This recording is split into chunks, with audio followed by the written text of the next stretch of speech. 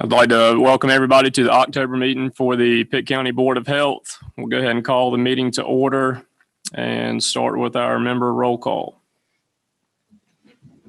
Tom Colson. Tina Dixon. Present. Martha Engelke. Present. Rex Fleming. Mark Hayes.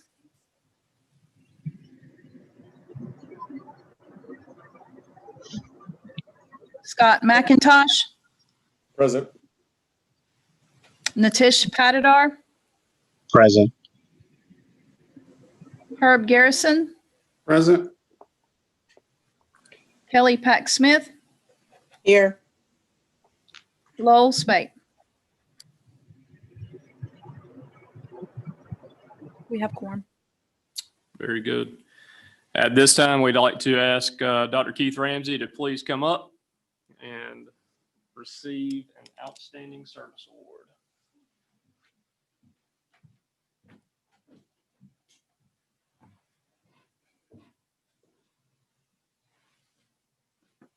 This is presented for your many years of service to the board. I certainly appreciate the time that I've been able to spend with you and the wisdom you bestowed on me, and other new members I'm sure will say the same. And Dr. Silvernail, I'm sure will agree. Thank you again, and if you have any other words of advice, please bestow them upon us now. Thank you, sir. Thank you very much. I appreciate this. I'll tell you a little story. I was elected to the Board of Health in Alabama a couple years before I came up here. That they had a different system there, the board, county board elections. So I started about a year, and then I got a wonderful opportunity to return to my home state and work for Virginia School of Medicine and what was then Pitt County Memorial Hospital. So I got to know Dr. Morrow through a number of community meetings, and he learned my background. So with Dr. Watley, I was really afraid I'd blown it. I would never get that chance to be on the Board of Health. But as fortune would have it, Dr. Watley stepped off the board to go to Virginia Tech to help start the school up there. And Dr. Morrow, he knew my interest, so he asked that I serve. So I jumped at the opportunity, and I'm glad I did. And I knew Dr. Hayes already. We utilized 10th Street Animal Hospital for our animals, but most of the other board members I never met. So one of the real rewarding things, aside from providing service, serving the citizens of Pitt County, is I got to know all the board members, and again, some of which I probably would never run across. So I'd like to thank Dr. Morrow again, if he's out there in the audience, again, for the opportunity to serve. It's been a pleasure, Adam and Dr. Silvernail and all the other board members on the line. It's been a pleasure to get to know you and serve with you, and the board will continue to do well. Dr. Garrison's going to do a great job as my successor. So again, thank you very much for the opportunity. Thank you so much, Doc. We get photo with it's my daughter Caroline.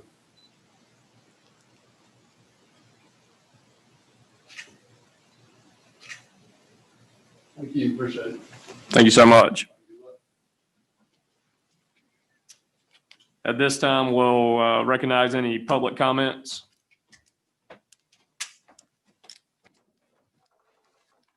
And seeing none, we'll review the minutes for the September meeting that have been circulated to the members of the board, and we will take action on those.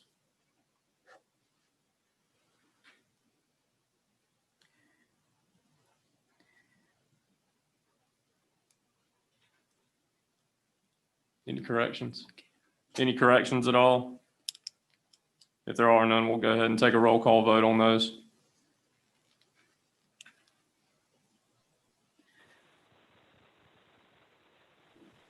Tina Dixon. Approved. Martha Engelke. Approved. Mark Hayes.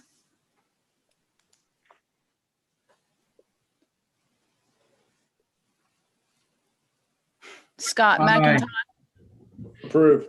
Thank you. Tomorrow with Katie though. Thank you. Letitia Matador, Approved. Kelly Pack-Smith. A point of order, do we not need to make a motion in a second on that first before we vote? It's at the chairman's discretion. Yes, Then I'll you're right, abstain. Kelly. You're right, Kelly. Thank you. We need a motion. So move. That was Second. Marty. Great. Who was the second? Natesh. Thank you. Now we'll do the roll call. Would you like me to repeat the roll call or take as No, we already? need to repeat it. Repeat, yes, sir. Tina Dixon, Approved. Mark Hayes, Approve. Scott McIntosh, Approved. and Kelly Pack-Smith. Approve. Thank you. Thank you, Kelly. Next, we'll hear the fiscal report from Marcia Hall.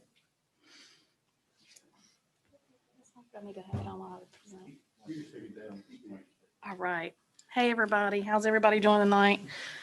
We have a pretty hefty fiscal report.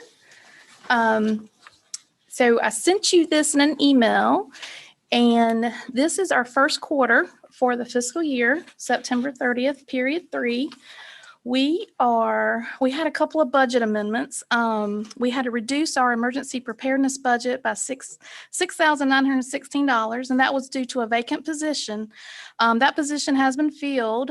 They start this month, but with state funding, this particular allotment had a time frame of 1 month. And with that position, direct costs, I could not pull all of that down. We increased the budget by $6,308. That would be for our diabetes self-management education program. Funding from that program comes from Vidant and the county. We never really know what we're going to get. Is a competitive bid process for this grant from Vidant. We did actually receive more than what we had actually budgeted in the budget process. So between the reduce and the increase, it was not that much of a difference with budget amendments. If you cross over our year-to-date first quarter, we are down. You will see Medicaid and our clinic fees are down, which is pretty much expected at this moment. Clinics are only seeing the mandated services. We're not having any walk-in appointments at this moment. I guess now, since we are in phase 3, we'll probably be addressing a reopening plan very soon. Dr. Silvernail may talk about that a little bit later. Our state funding is also slightly down. We average about $260,000 a month. And that should increase as the state opens back up. With state funding, I can't pull it down if we don't spend it. And our programs are not out yet. They're in the phase 2.75. You might want to talk more about that. But some of our programs are just not out in the community yet with COVID. The other category, you will see next month that this will have a substantial increase. Our child care consultant program is funded 85% by Martin Pitt Partnership Childcare. We received July and August payment in October. It did not make the September cutoff. So you will see a pretty much increase in that. We had an encumbrance of $12,210, and all said and done, a shakeout, we had a surplus of $132,554 at the end of September. Does anybody have any questions about this report? Any questions from the board members?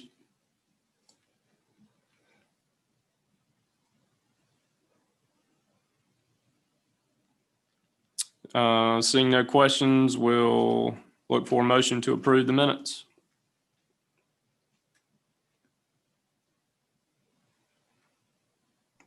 Move to approve. It'd be nice if we were unmuted when we ask for questions.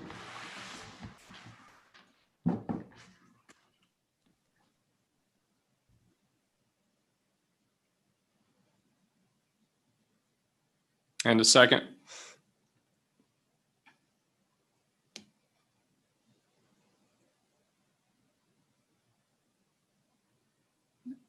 It's like Kelly and Tina both have a second. I think Kelly was in first.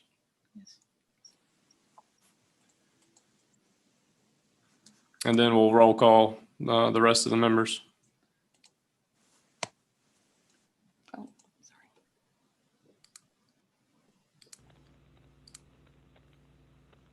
Tina Dixon, Yay. Martha Engelke, Approved. Scott McIntosh, Approve. Nitish Patidar, Approved. Herb Garrison, Approve. Thank you. Next, we'll move on to any items of old business that need discussion. Mr. Dr. Harrell, I got a bunch more. Sorry. I'm sorry, I've jumped the gun on Marcia. I It's thought she okay. was done. Well, I've got a little bit mistake. more. No, it's fine. It's only taken me 3 years to get used to the flow, so don't This is feel my bad. first meeting. So. You're doing great. I just wanted to talk to you all about fees. So this time has given us, I guess with COVID, we've been able to take some time and look at our different programs. And Angie Watson was hired, I guess, over a year ago for the diabetes prevention program at the health department. And this program has grown leaps and bounds. We have people from the community reaching out to her. So she reached out to a consultant with the North Carolina Diabetes Consultant Program that she has, we have a connection with. And the management education, the DSME, and the medical nutrition therapy fees that we put in Epic are not consistent with what they should be based off the Medicare golden rule, how fees are set. So she recommended a 1.5 times the Medicare participating fee, which brought us to the right-hand column. Let me pull that up. The proposed Pitt County Health Department fee for Medicare. And as you scroll down, you'll see that we had 2 items on our fee chart that we should just discontinue. Those items are rarely ever even used anymore in the world of diabetes management care. So I need the Board of Health to approve these proposed fees so that we can get them in Epic and she can bill based off of these fees.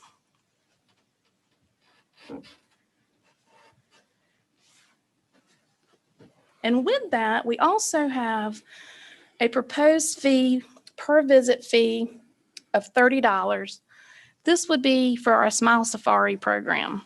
The Smile Safari program is normally in Pitt County schools. With COVID, that has not been the case. So our mobile dental unit has been at the health department. And with that, we have had people seeking us out. Our clients that we normally see Medicaid children. This board last summer gave us permission to see Medicaid pregnant moms, which was very, it was part of our mission. We got to see those while we were there at the summer. What has happened now is that now we've got some of our clients seeking us out and they think that we're a free dental clinic. If you don't have Medicaid, we do have a sliding fee, but what is happening is our community partners also have a sliding fee. And they charge a nominal fee of $30 or $35 per visit per person. And with that, we would like to align ourselves with that so that our clients are not jumping from community partners to us for free dental care. We have a payment plan that they can be set up on. They can determine the amount. We did have some clients this week, and when Dr. Vinson mentioned the plan to them, they had no problem paying the $30. So we would like the board to consider this proposal so that we can align ourselves and stay in good relations with our community partners. We are hoping that the Smile Safari will be back in the school. We're hoping January. That's the goal. But we just need your permission to add this fee. Okay. Thank you, Marcia. Is there any discussion from the board members or questions about this for Marcia before we take action? Dr. Hayes and Martha has a question. Okay. Unmute them. Not so much a question. I just would support charging the fee. I think it's very important that we not set this up as competition for the community partners that are already servicing these clients. And not that $30 or $35 is much competition. I would admit that. But nevertheless, we need to be charging fees that are similar to what they're being charged already. So I would, if this is an action item, I would motion that we approve it. Thank you, Dr. Hayes. Any other discussion? It's like Marty. Yeah, mine was similar to that, and I completely agree with the rationale for why we're doing it. My concern was more about the child, and if I understood you, just to clarify, there is a payment plan. In other words, if the parent doesn't have $30, the child will still be seen. Am I correct in that? Yes, ma'am, correct. Okay. That is, Then I would second Dr. Hayes' motion.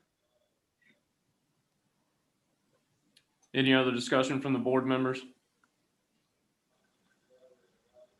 We've got a motion and a second. Let's take a roll call vote on the rest of the members now, please.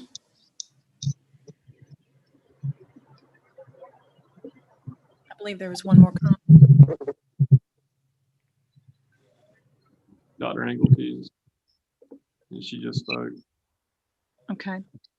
Tina Dixon, Approved. Scott McIntosh, Approve. Natish Patidar, Approved. Kelly Pack-Smith, Approve. Herb Garrison. Approve. Thank you. thank you. You're very welcome. I just wanted to recap a few things about admin, the admin department. We have been very busy. I just wanted to report, a few months ago, we brought up RetroCade. RetroCade is, it's an LLC named Fix Healthcare Technology that we contracted with. We pay no upfront cost. Basically, they have given us a code to drop in Epic. And what happens is that that code runs all of the charges for Medicaid. So if somebody comes in, they come to us, they, in the meantime, in between visits, if they get approved for Medicaid, this report will alert us. So if we collect that Medicaid, that is where we give them a fee on the top of our collections. A lot of the health departments across the state are using this. When COVID came through, this action kind of got backsided, but I'm happy to report that they have been working between RetroCade and Vidant. We were hoping to see that report drop in Epic in the next few days. I'm hoping to report on that next month. Dentrix is up and running. We are just working out a few of the kinks, as with any new software with a Smile Safari. So it might be slightly a good thing that we're not in the school system. We've got the time to perfect our software.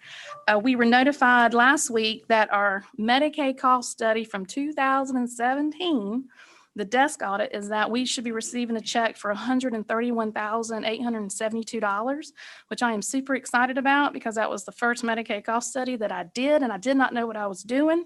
So we're actually receiving close to $76,000 more than what Stephen Gardner, who we contract with to do that report. So basically, I got to give a shout out to Kelly Joyner. She is our Medicaid guru, and she claimed $80,000 more in Medicaid charges after we filed the report. So DMA lets you go back and keep filing those. They call it scrubbing the charges. We have been contacted by the Medicaid reform companies. That seems like a very long time ago that we were talking about Medicaid reform. Those companies are now, again, reaching out to us, trying to sign contracts. We are going to keep you posted as much as we know.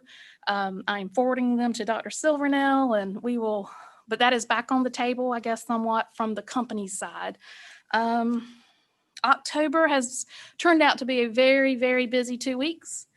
We have $607,000 in COVID funding alone that will hit the Board of Commissioners amendment this month. WIC has received funding. We've received $31,000 for immunizations. So you will see our overall year-to-date budget jump. We also just attended virtually on October the 8th, the annual budget kickoff workshop for next fiscal year. I cannot believe it's time, yay, to be planning already.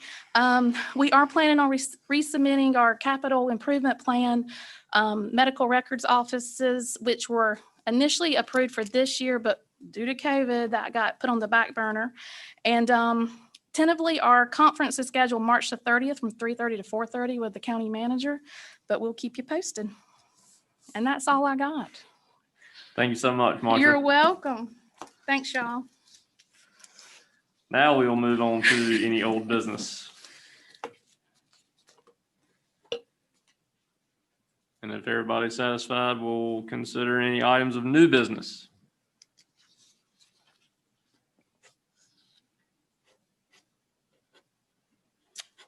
And I think it's now time for the Health Director's Report with Dr. Silvernail. Good evening. Thank you, Dr. Harrell. I'm going to start my report up here and then move to the podium to review the data dashboard with folks. First, let me publicly congratulate Dr. Kimberly Hardy, our Director of Nursing, on receipt of the Margaret B. Dolan Public Health Nursing Award. This prestigious award was recently bestowed upon Dr. Hardy, and we will be sharing this through the Daily Reflectors Work Week, as well as our website and through our social media outlets. So congratulations, Kim. Great job. Second, big thank you to Randy Gentry and his staff in emergency management. They have provided undying support to us throughout this public health emergency. Whenever we've needed something moved, something set up, help with our flu shot clinic, help with testing, Randy and his folks have been there to support us on this journey, and just want to say thank you to him and his team publicly at our meeting tonight. I'm going to move over and walk through our COVID data with y'all.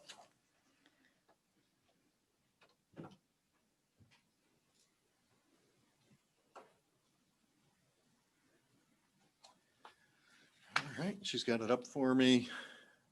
Can you see bring that slide up for me, Kyle? Thank you. That's gonna reset, and I'll get the county back up there.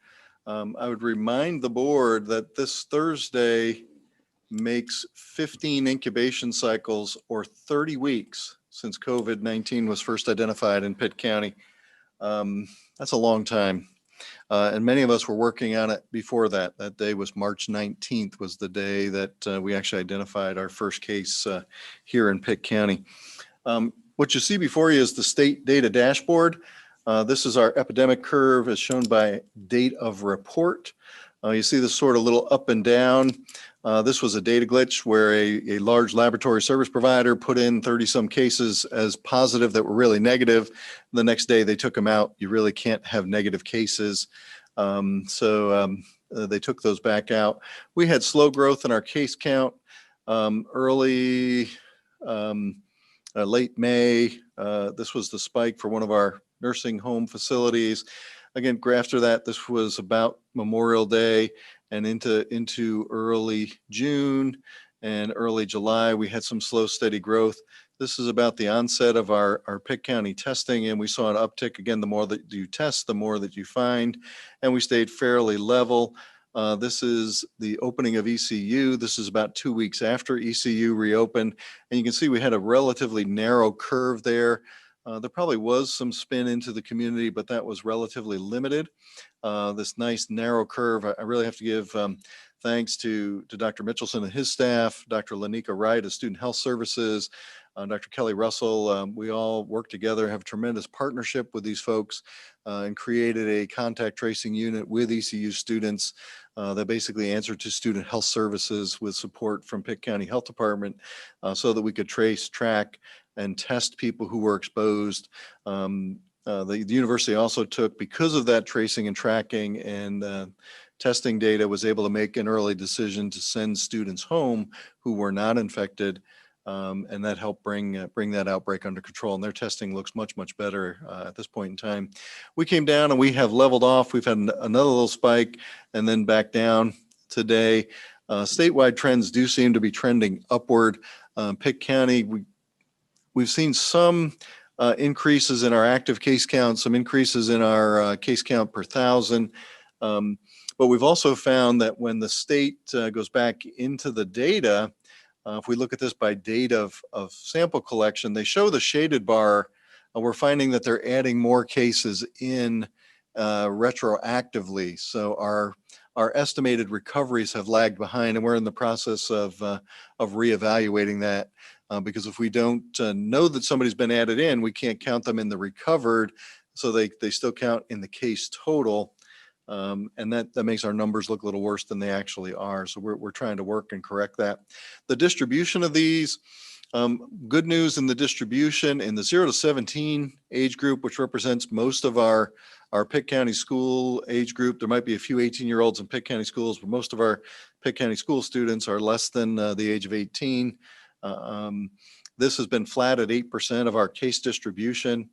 Our 18 to 24, which is high school seniors and that sort of college and graduate school age, rapidly overtook other age groups and became our leading group of cases as a percentage. At one point that was 39%. It's crept back a little bit.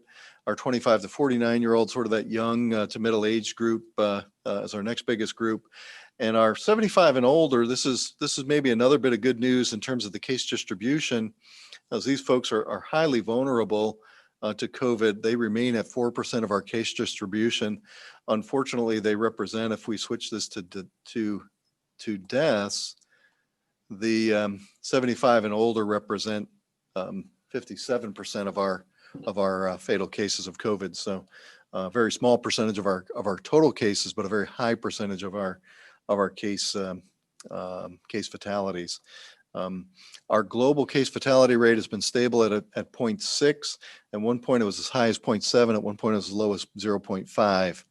If you calculate a age adjusted death rate in that 75 and over age group, it's about 8.5% fatalities in that group. And that's kind of a look at our state data. The one other thing that we can look at, the testing, if I bring this up, and I'm walking this through just because I know board members might be interested in looking at this. And if you go county by county, you can look at testing percentage rates. If you come to Pitt County, we're at 6.3%. Well, we've been just below 6.3% recently. That's a little bit of an uptick. Prior to the ECU bubble, we had run about 7% positive from mid to late April until the ECU bubble was our big increase. So we're actually, as a percentage, even though it's crept up a little bit, we're still better than we were before the ECU bubble. So we'll continue to follow those numbers. And that's my review of the data. As you can see, COVID-19 related work continues to consume the efforts of the health department. We have open testing 2 days a week and then testing by appointment at other times. The indirect effects of COVID continue to mount in our society. We have looked at school immunizations. I'll talk more about that as I move through the report. And lack of well care, both in children and in adults, has been reported. We are working with the North Carolina Department of Health and Human Services this time on standing up a federally sponsored testing site here in Pitt County. Was on a call with some of the folks from the state today, just trying to work out some of the details so that this does not impose an additional burden on the health department to staff that site. And then one of the biggest parts of my job and the health department's job has been media relations. And we continue to have an in-person media availability for me each week with our local media, which generally is attended by 2 or 3 of the TV stations and the Daily Reflector, sometimes the East Carolinian, and even occasionally a radio station will pop in on us at this thing. So it's been well received, and we'll do our next one tomorrow afternoon. Going to run through our divisions, start with our health education division led by Amy Haddam, my deputy director and division director for health ed. Our COVID hotlines remain open Monday through Friday from 8 in the morning till 5 o'clock in the afternoon. We did have to make some staffing adjustments with those based on who was a grant funded staff person and had to return to their grant work. So that pool has been shifted around a bit. Those folks are calling our negative results from our testing program to those individuals who have tested negative for COVID-19. Been working with Ms. Haddam on a regional infection prevention grant for long-term care facilities. The state selected us as a lead for Region 10 of the Region 10 Public Health region. This is a multi-county grant where we will hire a coordinator and probably 1 or 2 consultants to go out and provide infection control training to long-term care facilities throughout Public Health Region 10. Work similar to our tobacco prevention grant, our diabetes prevention grant. Our employee influenza vaccination program is underway. We're working with Pitt County EMS again. They've been a great partner through this to get our employee vaccinations done this year. Yesterday, we had a little drive-through pod or point of dispensing operation for Pitt County employees. This was done on the Ag Center grounds on the Pitt County government campus. And I give a shout out to Brittany Kinder and Allison Swart for putting that together and working on this project. Our preparedness coordinator, as Marcia mentioned, has been filled. Please welcome Abigail Hubbard to this role. She'll start on Monday, the 19th in that position. Personal Care Division led by Dr. Kimberly Hardy. Our clinic, as mentioned earlier, all mandated service remain available. We still are providing telehealth services and will continue to do so as long as Medicaid and other payers allow us to offer telehealth services. And I'm pleased to report that I did our first fire department physicals on Saturday, September 19th for the Fountain Fire Department. I saw 2 individual firefighters for Fountain Fire Department that morning. Maternal child health, in looking at students in Pitt County schools, we know that many children are behind on their well child care. We estimate that number is probably somewhere between 700 and 800 students at this point that are behind on well child checks.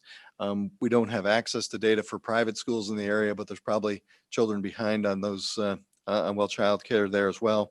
I have personally spoken to several local pediatricians about that situation, and they are working through their practices to help notify their patient base to get folks in for updated well child checks and immunizations. Vaccine, preventable disease, and immunizations. We really have 3 big issues coming at us. COVID-19 vaccinations will likely be with us sometime between now and the end of the year. We have been told that some of those will likely go to hospitals and healthcare facilities first. And my guess is Vidant will use their OC Health service to distribute those to their employees, although we may work with them on some of that. And then it will be passed out to first responders and other frontline folks for vaccinations. Those will be handled by the health department. We've been asked to make sure that influenza vaccination is widely available. It's widely available in the community in general. It's available through the chain pharmacies.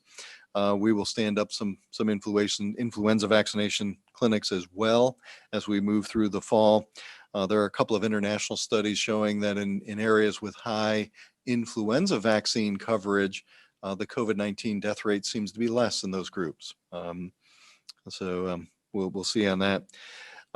Our school children, the same children who are behind on their well child checks are also behind on their immunizations. We estimate at this point, with still some schools pending, that number is somewhere between 16 and 1,800 students who are behind on immunizations and will need their immunizations updated in order to not be suspended from school potentially. So I mentioned to the board that the same crew that runs our testing site will be the same crew that runs our immunization sites. So I have a crew that has to do testing, that has to do the childhood immunizations, that will do the flu immunizations, that when we get a COVID vaccine will be our COVID vaccination crew. And those numbers are limited. So we will have to make a choice as sometimes which activity we pursue on a given day. Communicable disease control. We are due to have our annual communicable disease report. I have given my my staff a breather until next month, but I've asked them to be prepared to present that at the meeting next month. That is a great deal of work for them to put together, and they're busy involved in COVID-19 case interviewing and follow-up. As I mentioned earlier, COVID-19 testing continues at the health department. Free testing is available to the community on Tuesday afternoons and Thursday mornings. This is being funded at the present with CARES Act money allocated by the Pitt County Board of Commissioners. Thank you, Commissioners. Contact test, investigation testing, and special circumstance testing is also provided by appointment. And I want to thank all my staff who are participating in our testing program and helping to make this possible. Moving on to WIC and nutrition, led by Robin Tant, our nutrition director. The WIC flexibilities that have been previously mentioned have been extended through November 22nd of this year. Not sure why that date, but that's where they are extended to. Our other nutrition services, in-person classes have remained suspended. We didn't feel it was prudent to bring groups of people together yet to do in-person classes. And we are considering options for our Polar Express Day, which we did last year for children in the WIC program. Environmental health, we continue to look for a division director. We have had some interviews, but have been unable to land a candidate for that position. So we are continuing to look for that division director.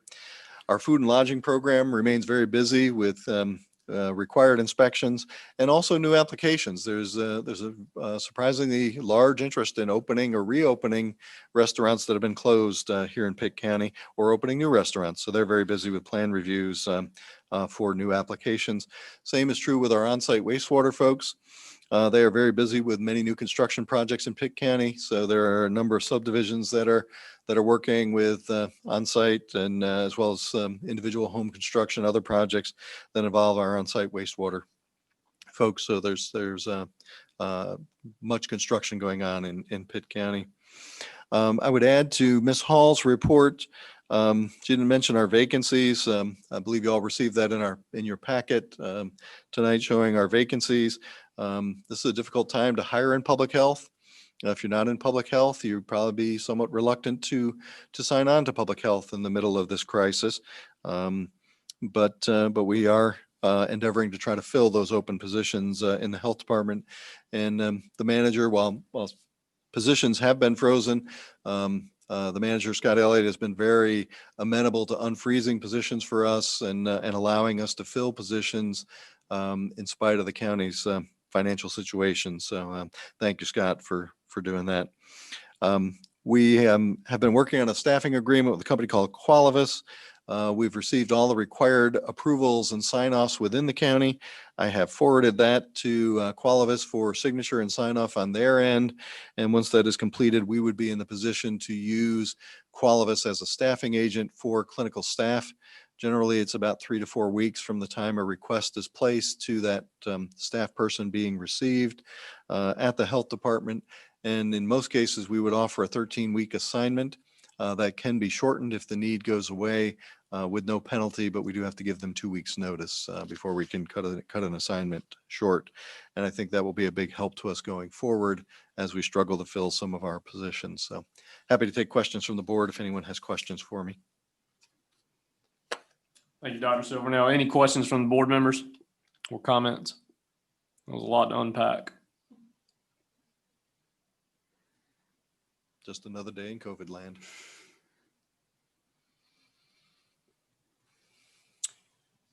All right. Well, thank you, Dr. Silvernail. Thank you, Dr. Harrell. And if no board members have anything to add, we'll look for a motion to adjourn. Again, I'd like to encourage everybody, please get your flu shot. And we'll look for a motion to adjourn. So moved. Dr. Hayes. Okay. Dr. McIntosh Okay. for a second.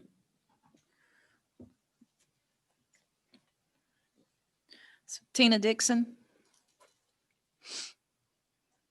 So moved. Martha Engelke, Approve. Natish Patidar, Approved. Kelly Pack Smith, Approved. Herb Garrison. Approved. Thank you. All right. Thank you guys so much. And we'll see you back here next month. Welcome, Dr. Garrison. Thank you, Mark. It's good to see Yeah. everyone. Good job, Adam.